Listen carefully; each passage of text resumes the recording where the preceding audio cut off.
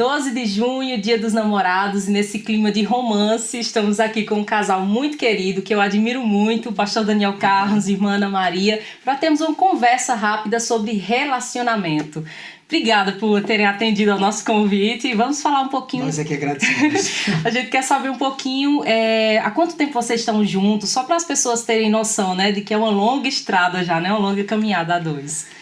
Bom, geralmente as mulheres guardam mais as datas porque elas são mais românticas, mas eu guardei as datas com muita precisão. Nós nos conhecemos no dia 17 de junho de 1972, portanto, há quase 46 anos. Nos casamos no dia 10 de dezembro de 1977. Vamos completar 41 anos de casados e estamos juntos até hoje, para a glória de Deus. Isso é uma memória boa, viu? E sinal também que ele é romântico, viu? E olha só, qual o segredo para um relacionamento assim tão duradouro e feliz, né? Que é importante. Muita gente tá junto, mas vive no clima de guerra, vive em conflito. Mas qual o segredo? A gente observa um brilho nos olhos de vocês. Isso é às vezes até raro, né? Para casais que estão há tanto tempo juntos. E aí, mana?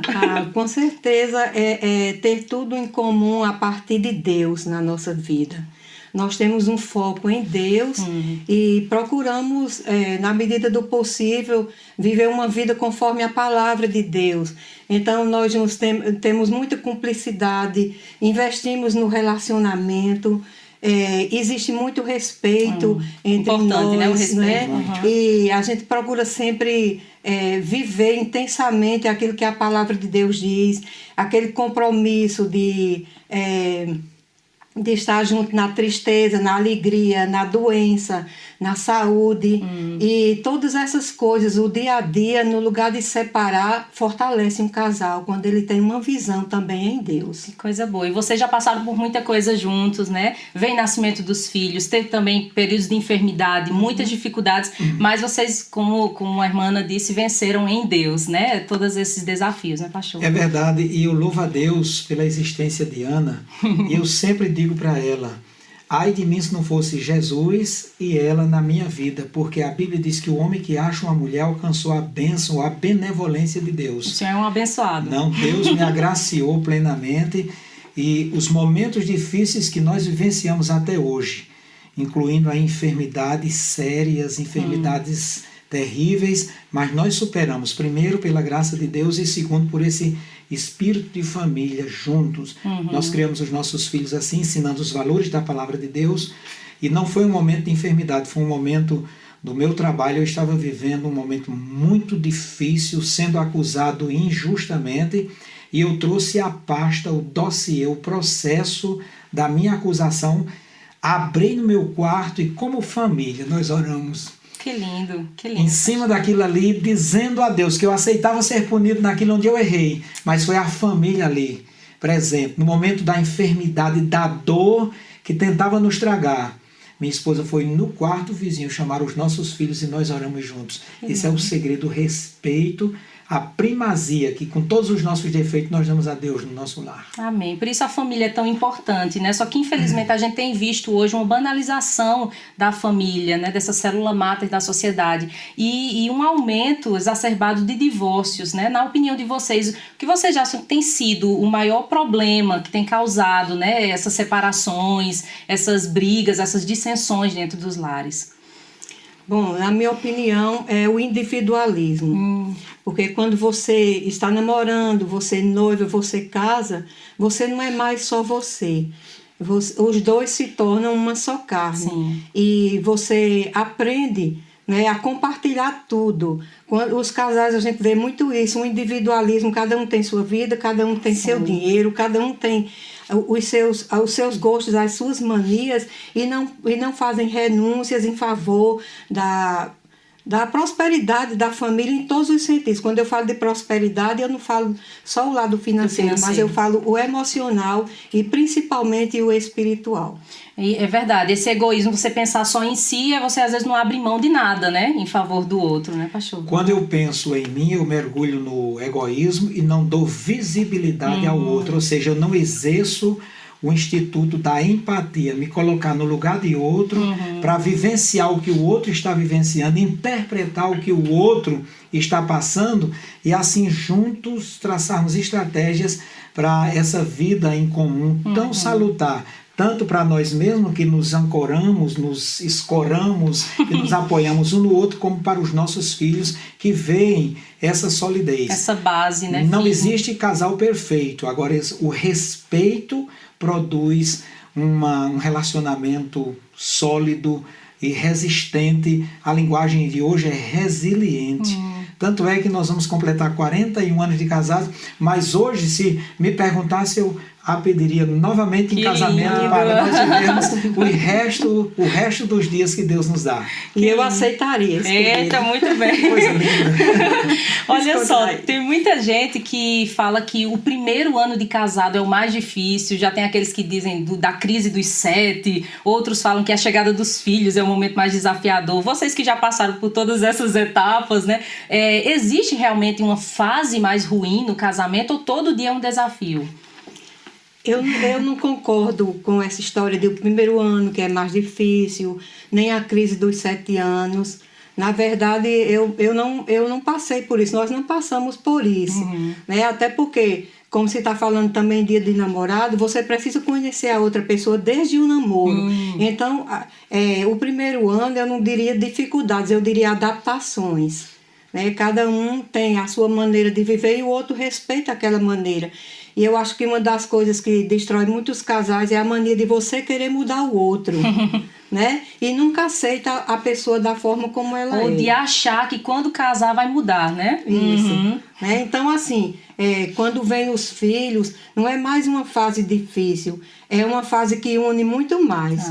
Quando vocês têm os filhos em concordância, né? E como nós combinamos ter esses filhos para criar no temor do Senhor. Vocês têm 2 filhos, né? 2 filhos, né? 2 homens e são bênçãos na nossa vida.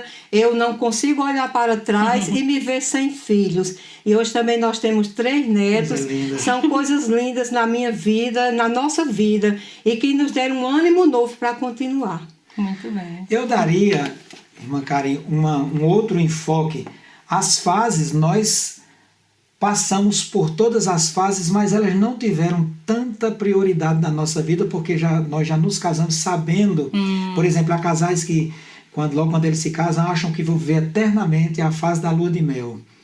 Aí, se ele focar nisso aí, ele pode ter problema. Pode se frustrar. Porque o ativismo do dia a dia traz outras tarefas, notadamente para o dia a dia do casal. Mas nós nos preparamos para isso, sabendo que o trabalho, o dia a dia, a constituição da família, isso aconteceria naturalmente. Nós já estamos agora na fase da generatividade, já estamos olhando a nossa geração sob o outro enfoque e passando para eles essa experiência. Mas eu queria dar um toque sobre o namoro. A questão do namoro, porque o namoro no Brasil tem uma conotação às vezes até lasciva, mas o namoro é importantíssimo na vida do casal, porque o que é o namoro? É uma fase de descoberta. E eu quero lhe dizer, olhando para ela, nós estamos casados há 41 anos, há coisas novas no dia a dia. Então isso aí traz romantismo ao namoro, ao dia a dia. A gente espera o outro dia amanhecer para renovar esse compromisso, essa aliança de felicidade que nós temos. Vocês estão namorando, então, aí há mais de 40 anos. Não no sentido secular, e como eles levam para esse lado da permissividade, mas uma coisa com respeito, descoberta, conquista, aceitação e compreensão. Muito bem. Bom, o vídeo ia ser rápido, mas acho que a gente já está se prolongando bastante, porque o tema é muito bom, né? São de ser 41 abordado. anos, né? Mas eu queria, nesse finalzinho, que vocês deixassem uma dica para solteiros, porque hoje é dia dos namorados, mas eu sei que tem muita gente que não vai estar dividindo esse momento com alguém, mas esperam no Senhor, um dia desejam constituir uma família. Então, uma dica para os solteiros, uma dica para os namorados e depois para os casados, para a gente fechar. Irmã Ana, pastor Daniel. Eu começo com os solteiros. O casamento é uma dádiva de Deus, é uma instituição criada por Deus. E os solteiros, eles têm a liberdade de escolher. Agora, eles não podem escolher apenas pela visibilidade, aquilo que traz visibilidade, os valores, o caráter que estão lá dentro, inseridos na vida da pessoa. Por exemplo, se eu sou um homem, vou escolher dentro do padrão bíblico uma moça para me casar, então eu tenho que olhar o quanto de Deus aquela moça tem, a prioridade que ela dá a Deus, o respeito que ela tem no seu dia a dia com seus familiares, e ali Deus nos dá inteligência para juntos construirmos o namoro, avançarmos para o noivado e, consequentemente, chegarmos ao momento do casamento, que é o que nós precisamos hoje, casar para vivermos essa vida de unidade em Deus, porque o casamento não é um relacionamento líquido, o namoro não é uma coisa descartável, é uma coisa sólida, estabelecida por Deus para a consolidação da família, a procriação e a felicidade dos cônjuges. Então era isso que eu dizia para vocês, vocês têm toda a oportunidade de escolher muito bem em Deus e para a glória de Deus. E os namorados? Quem está namorando, qual tem que ser aí o ponto-chave para eles estarem observando bem? É aquele pensamento de quem está namorando pensa em formar uma família, né? Então, que o primeiro pensamento seja em Deus. Por que você quer formar uma família? Só para viver com aquele alguém, desfrutar só o lado físico da coisa, como muitos pensam? E a gente tem que pensar que o namoro é um pensamento para o futuro, um casamento, e que você tem que ter um pensamento também de que o casamento é para a vida toda. É uma instituição divina e ela tem que ser respeitada. E agora os casados, prestem atenção aos conselhos, né, desse casal experiente que está aqui, né, já deixou tantas dicas importantes. Os homens, como os homens, né, os maridos devem se posicionar e como as mulheres também devem se portar dentro de um casamento. Como sou homem, eu vou tocar numa tecla que é dificílima para todos os homens. Nós homens somos fechados e não gostamos de conversar. E muitas vezes a falta de um ombro apenas para ouvir tem atrapalhado esse relacionamento. Às vezes a mulher não quer cobrar, ela não quer expor, ela quer ser ouvida somente. Então que tenhamos mais um pouquinho de paciência, sejamos um pouquinho mais solidários, ouçamos mais e desfrutemos da bênção desse relacionamento que Deus criou perfeito entre um homem e uma mulher consolidados nele. Amém. E esse dar ouvidos à esposa é uma forma de demonstração de amor, né, pastor? Sim, porque o egoísmo da nossa sociedade que criou o paradigma do machismo, da tutela do homem, que ele é quem manda, ele é quem diz, ele nem sabe o que é que ela vai dizer. Não, já sei, às vezes se decepciona. Tem que parar para ouvir. E como homem eu preciso aprender também a ainda parar para ouvir. E as mulheres, irmã, as esposas? E as mulheres, eu acredito muito assim, que cada um tem que ter convicção do seu papel. E nunca querer entrar no papel do outro. Né? E nós, como mulheres cristãs, nós temos esse ensino e captamos essa ideia dada pelo próprio Deus. A submissão em amor, submissão quer dizer você está cumprindo uma missão junto com. Então, se eu sei a missão dele, eu também sei a minha. Respeitar essa missão, né? E procurar aquela sabedoria, porque muitas vezes a gente diz, a mulher sábia edifica a sua casa, né? Então, essa sabedoria, ela tem que ser em todas as áreas da vida. No comportamento, na prudência, você tem que saber a hora de falar, a hora de calar, né? Aquela hora boa de conversar, você tem que ter uma sabedoria para administrar a sua casa, como criar seus filhos. O papel da mulher é muito importante, é fundamental e é coluna dentro do lar. Esta é Ana Maria, a minha esposa, por isso que eu a amo e ela sabe disso. Acho que merece, então, um beijinho aí pra gente terminar esse vídeo. Amém. Eu te amo também. Eu sei disso, eu sinto isso. Deus abençoe. Eu sei Amém. Que você gostou muito desse vídeo, então ajuda a gente compartilhando essa mensagem de amor, esses conselhos nesse dia tão especial. Obrigada. Nós é que Prazer foi agradecemos nosso. essa oportunidade.